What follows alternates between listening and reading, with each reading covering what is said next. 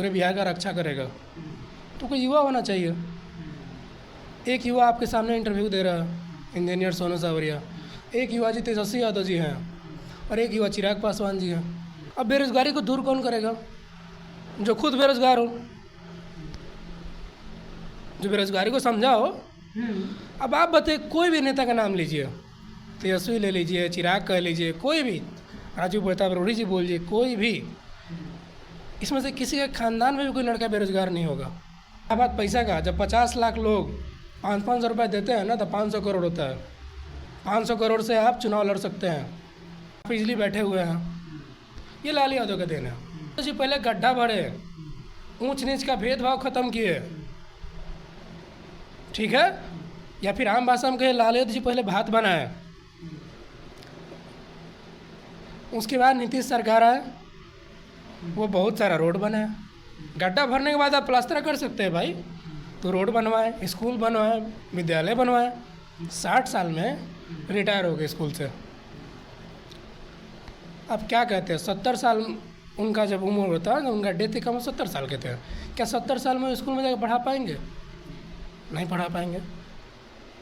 आप एक तरफ उद्योग का डिमांड कर रहे हैं और एक तरफ देख रहे हैं कि नीतीश कुमार 70 क्रॉस कर चुके हैं, तो 70 साल की उम्र में उद्योग कहाँ से लगाएंगे?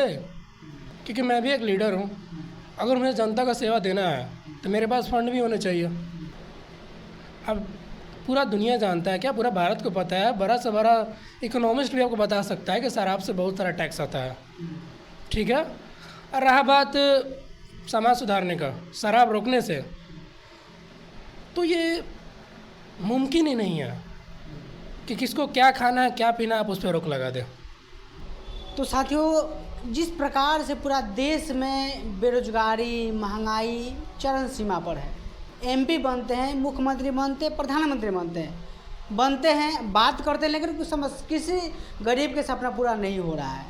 इसी मुद्दे पर बात करने के लिए अभी हमारे साथ में इंजीनियर सोनू सावरिया जी जुड़े हुए हैं, और प्यार से इनको सावरिया सरकार भी लोग बोलते हैं, और मेयर का चुनाव भी लड़ चुके हैं।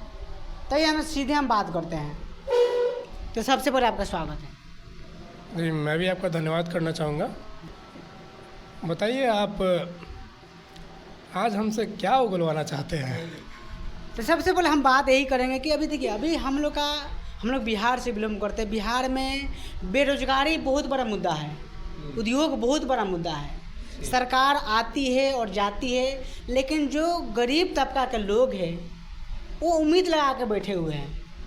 तो कुछ लोग आरोप लगाते हैं कि नीतीश कुमार ने उद्योग नहीं लगाए, लालू प्रसाद यादव ने उद्योग नहीं लगाए। आखिर जिम्मेवार किसको मानते हैं आप? देखिए, हम बिहार से हैं और आप भी बिहार से हैं, तो इस बात का एक साधारण सा बात कहेंगे, उद्योग का बात, ठीक है।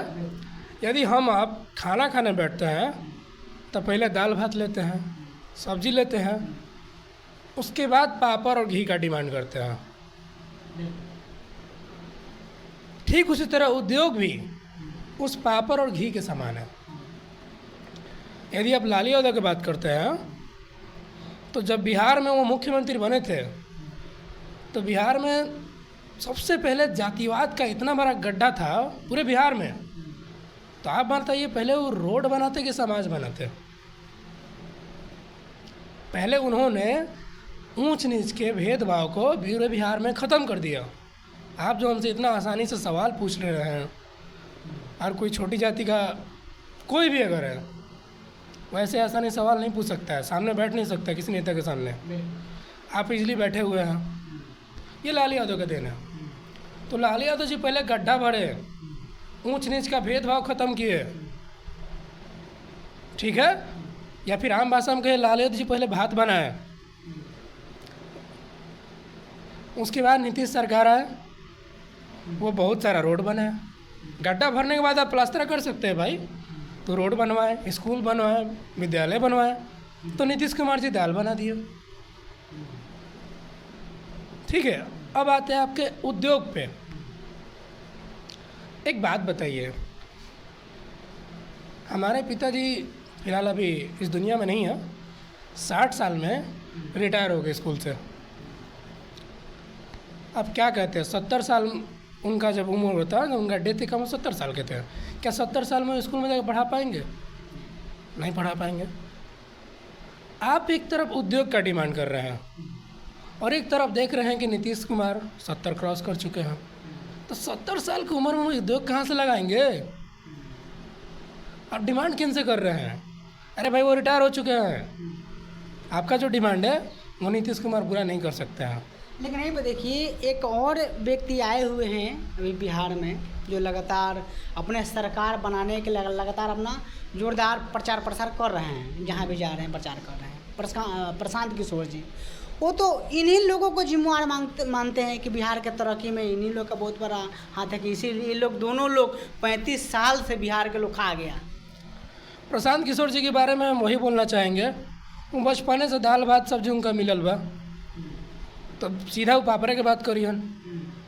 उनका छिपा में जब दाल भात घटी तब ना दाल भात मांगते हैं। प्रशांत किशोर जी जात के हैं पंडित,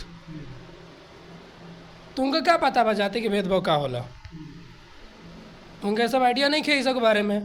एला लाल यादव के हम ना समझ सकेले कि लाल यादव का के बिहार खाती सेम काम है, नीतीश कुमार के भी वो ना समझ सकेले। तो ये लोग जिम्मेवार नहीं हैं। देखिए ये लोग पहले लालू यादव ने समाज का ऊंच नीच कम किया, नीतीश कुमार आया तो सारा रोड बनवाया। इन्हें जब काम करने की बारी है तो दोनों को दोनों बूढ़े हो गए हैं, इनके रिटायरमेंट का टाइम है, जनता खुद इनको सीएम बना रहा है, तो बेचारे करे तो क्या करे? ये उद्योग नहीं लगा सकते हैं, लेकिन ये जिम्मेवार नहीं है। यहीं पे देखिए नीतीश कुमार जी शराबबंदी करते हैं, किए हैं बिहार में। प्रशांत किशोर जी लगातार बता रहे हैं कि हमारा सरकार अगर बनता है बिहार में तो हम शराब को चालू करा देंगे। ये चीज़ वो कैसे देख रहे हैं? मतलब आपके अनुसार से शराब चालू होना चाहिए कि नहीं होना चाहिए? देखिए अगर शराब के विषय की बात कीजिएगा तो मेरे अनुसार चालू कर ही दो, क्योंकि मैं भी एक लीडर हूँ। अगर मुझे जनता का सेवा देना है तो मेरे पास फंड भी होने चाहिए। अब पूरा दुनिया जानता है, क्या पूरा भारत को पता है, बड़ा से बड़ा इकोनॉमिस्ट भी आपको बता सकता है कि शराब से बहुत सारा टैक्स आता है, ठीक है।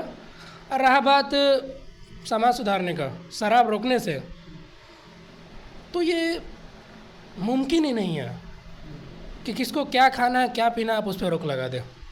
आपने बहुत अच्छा सवाल किया। अभी आपके जस्ट सर के ऊपर तथागत गौतम बुद्ध है, तो बुद्ध के संदेश है कि मदिरा पान का सेवन नहीं करना है। हम नीतीश कुमार की बात नहीं कर रहे हैं, वो उनका प्रवचन में बताया गया है। तो मदिरा पान अगर नीतीश कुमार जी बंद करा दिए हैं तो आपत्ति क्या है? तो महात्मा बुद्ध जी संदेश दिए थे, धमकी नहीं दिए थे कि पियोगे तो जेल में डाल देंगे।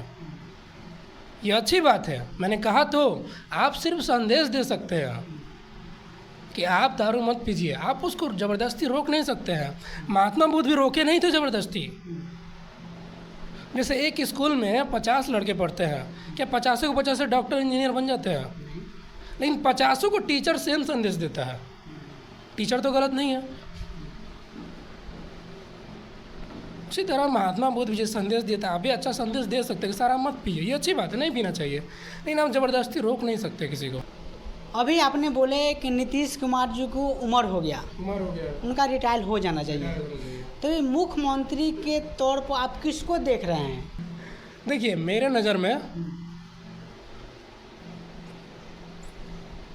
मान लीजिए आपको कहीं गार्ड का खोजना है, गार्ड, ठीक है, मानना क्या है, गार्ड का छोड़िए, आपको बॉर्डर की सीमा पर लगाना है किसी को, सेना को, तो सेना में किसको खोजते हैं? किसी युवा को खोजते हैं। तो बिहार क्या है? एक राज्य है, इसको एक देश ही समझ लीजिए। सीएम क्या है? उसके बॉर्डर पर खड़ा है, पूरे बिहार का रक्षा करेगा, तो कोई युवा होना चाहिए। एक युवा आपके सामने इंटरव्यू दे रहा है, इंजीनियर सोनू सावरिया, एक युवा जी तेजस्वी यादव जी हैं, और एक युवा चिराग पासवान जी हैं। बोलते हैं मेयर का चुनाव लड़ चुके हैं, तो आगे का आपका क्या तैयारी है? देखिए मैं मेयर का चुनाव युवाओं के लिए लड़ा था, मेयर बनने के लिए नहीं लड़ा था, क्योंकि मेरा मानना है अभी देश में सबसे बड़ा प्रॉब्लम क्या है? बेरोजगारी, युवाओं के लिए है ना जी, सबसे बड़ा प्रॉब्लम बेरोजगारी है। अब बेरोजगारी को दूर कौन करेगा? जो खुद बेरोजगार हो। जो बेरोजगारी को समझाओ। अब आप बताइए, कोई भी नेता का नाम लीजिए, तेजस्वी ले लीजिए, चिराग कह लीजिए, कोई भी, राजू प्रताप रूढ़ी जी बोल लीजिए, कोई भी, इसमें से किसी के खानदान में भी कोई लड़का बेरोजगार नहीं होगा। तो इसे बेरोजगारी का मतलब ही समझेगा? नहीं समझेगा। तो बेरोजगारी का मतलब कौन समझ सकता है? युवा। कौन युवा? जो खुद बेरोजगार रहा हो, जिसका भाई बेरोजगार हो, जिसके चाचा का बेटा बेरोजगार हो। इसलिए मैंने एक चुनाव लड़के एक पहल की कि तुमको सच में रोजगार चाहिए, तुम कहाँ से रोजगार मांगते हो? विधानसभा के बाहर खड़ा होके, पार्लियामेंट के बाहर खड़ा होके, चलो घुस के मांगते हैं। घुसो कैसे? चुनाव लड़कर। लेकिन बड़े शर्म की बात है, किसी बिहार में अभी होमगार्ड का एग्जाम हो रहा है, 50 लाख से ऊपर फॉर्म भरा। कौन? युवा। एक बार सोच के देखिए, अगर यही 50 लाख युवा आने वाले चुनाव विधानसभा में नामांकन करता, यकीन मानिए अगला सीएम कोई बेरोजगार ही होता और वो सबको रोजगार देता। फिर 50 लाख लोगों को ना होमगार्ड का फॉर्म भरने की जरूरत नहीं पड़ता।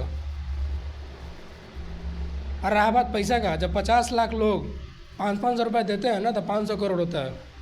500 करोड़ से आप चुनाव लड़ सकते हैं। तो कहीं ना कहीं आप सवाल नहीं पूछे, फिर भी मैं आपको बताना चाहूँगा कि युवा जो बेरोजगार है उसका असली जिम्मेवार खुद युवा है। क्योंकि तुम ये नहीं समझ पा रहे हो कि जिस तरह तुम हॉस्टल में नहीं, बाहर रहते हो ना, मेस में, बाहर हॉस्टल में रहते हो ना जी, मेस वाला नहीं है, या फिर छोड़िए, बाहर रूम लेके रहते हो ना पटना में, खाना कौन बनाता है तुम्हारा? तुम खुद से बनाते हो। ठीक उसी तरह अगर तुम बेरोजगार हो, तुम्हारा बेरोजगारी एक नेता दूर करेगा। और वहाँ कोई ऐसा नेता नहीं है जो बेरोजगार हो।